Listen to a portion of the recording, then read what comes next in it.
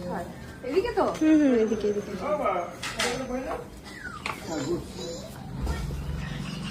কেমন আছো তো? কেমন আছেন আপনি? আরে আপনি তোমার চুলটা হয়ে গেল? নেরু বাবা। এটা ওই তো আমি চিনতে পারছি না ওকে। এই হচ্ছে চুপ করে বসে ও হচ্ছে আমার সবচেয়ে ছোট দেওর। আসো দেখি, আসো আসো আসো।